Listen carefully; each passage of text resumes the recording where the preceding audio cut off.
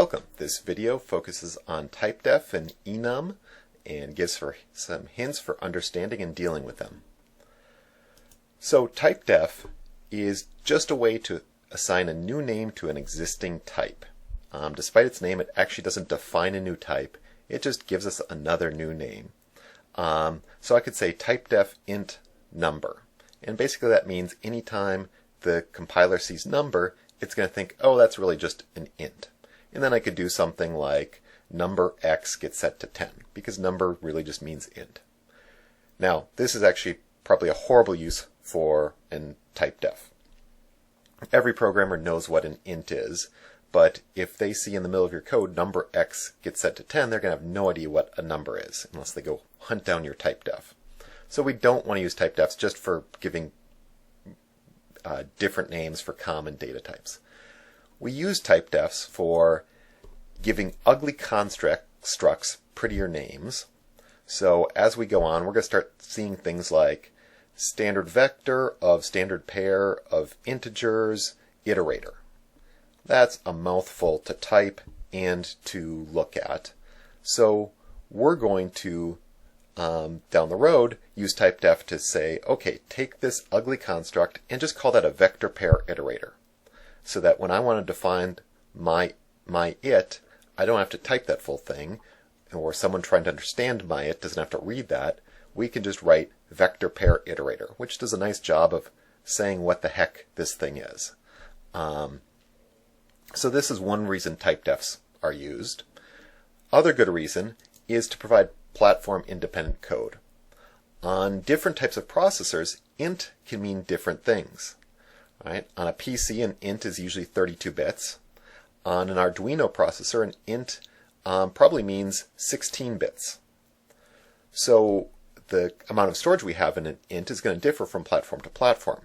If we want to guarantee that we have the same representational power no matter where our code is compiled, we have to do some tricks like, hey, define on a PC, if we're compiling this for a PC, and we can use special preprocessor directives to pick the right one of these.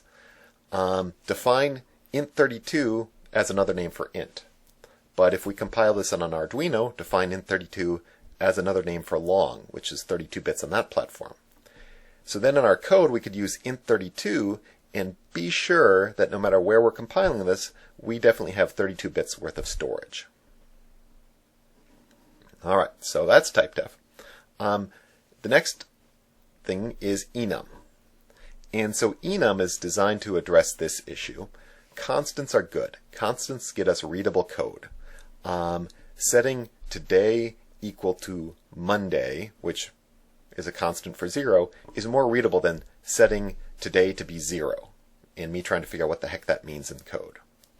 All right, and then I can use those numbers to index into this array to print things out, but it's much easier to read those and check if today equals Thursday instead of if today equals 3 and trying to remember that 3 is what Thursday is.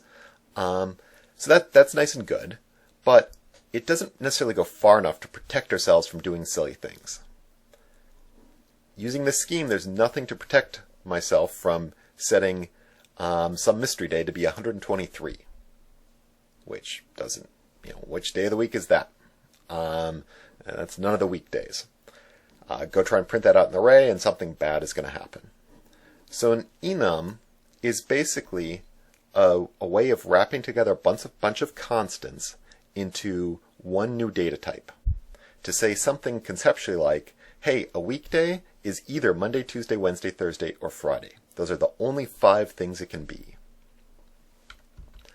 So the way we do that is we say enum and what the type is going to be called, and then the list of values, which are really just going to be kind of constants.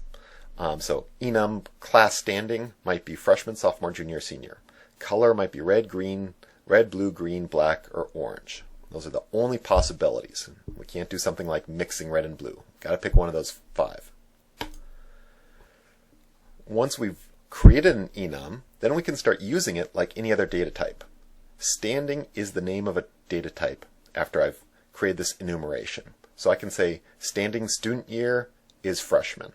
And the only values I'm going to be able to use are these 4. I can't go set someone else's standing to be 12. Just will not work. So we get the same kind of code we had with the constants in that I can assign today to be Monday using these enumerated values, only instead of the type for my variable today being int, it'll actually be weekday, which means that the compiler can prevent me from doing something really dumb like this and trying to make some weekday that has a value of 123. Now, those identifiers,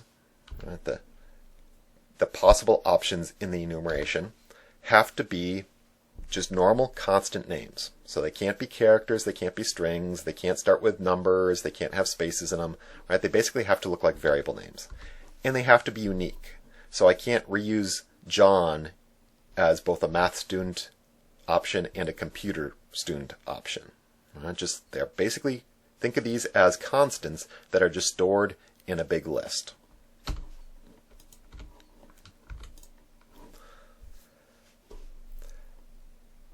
Now, behind the scenes, if we go look at the enumeration for weekdays, what we'd see would be something like this. Monday, if I set today to be Monday, secretly its value would be 0. Tuesday would have the value 1, Wednesday would be 2, etc. Most of the time, you shouldn't have to worry about what those values are. Right? We don't care that Monday is 0, Tuesday is 1. We just care that those are the options. But it does mean that we can use Monday to index into an array. Right? So I can take Monday, which I know is going to be 0, and know that that's going to index into this location in that array called day names.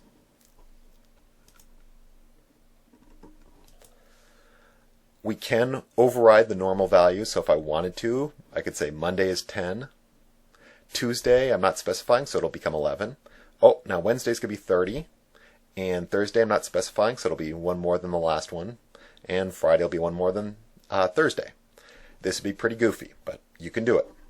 The only reason it might make sense to specify values is if you're trying to represent logical values. Like, hey, a coin can be a penny, nickel, dime, or quarter, and here are their values. And if I did that, then I could do something like C1 is a penny, C2 is a dime, add up C1 plus C2, and what C++ would do would be add the penny plus the dime and give me 11 cents. Right? So in this case, it might actually make sense, but for something like weekdays, it doesn't. We can use relational operators, so I can ask if today equals Thursday. Right? Does today equal 3, basically is what it says behind the scenes, but this is much more readable. I can compare them because they have numerical values. I can say, hey, is today less than Friday? And anything that comes earlier in the list will be less than. But other than that, we can't do input, so I can't like read in from CN into today. It's going to say I don't know how to read in a weekday. So instead you've got to read in like a string called day name here, and then do something like, well, if day name is Mon, then set this day to be Monday. Otherwise, if it's Tuesday, set to be Tuesday. We also can't print out enumerations. So if I print out today, which is set to Monday, I'm just going to get 0, the value that is representing Monday. So to print them out, we either need a bunch of ifs, like if today equals Monday, print Monday, do it with this array trick, or kind of a convenient place to use a switch statement. Switch based on today. In the case that today is Monday, print Monday. If it's Tuesday, print Tuesday, etc. Now, we kind of saw already that if we do math with enumerations, we get back an int. So today plus 1, calling that tomorrow, I would get a compiler error because today plus 1, it's going to look at the numeric value of today, add that to 1, and assume that the value it gets back is a number, an integer. And it's going to complain about taking that integer and storing it as a weekday. It doesn't want to do that. So if I want to try and do that, I need to take my life into my own hands and do a cast. Say, look, I know you think that this is an int, but force it to be a weekday.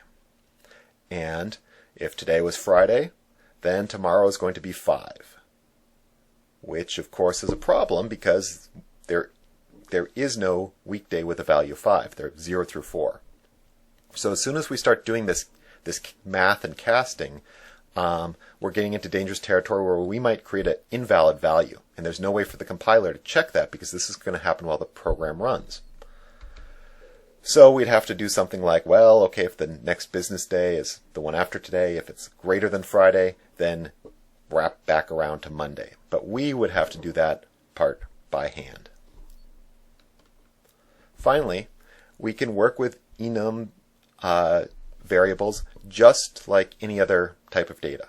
So I could call a function called printDay and pass it in a weekday, and it could use that weekday to decide what it was going to do.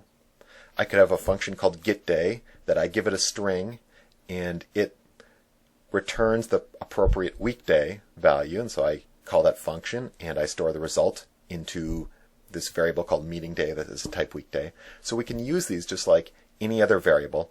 We just have to be careful about trying to read into them directly, print them directly, or do math with them.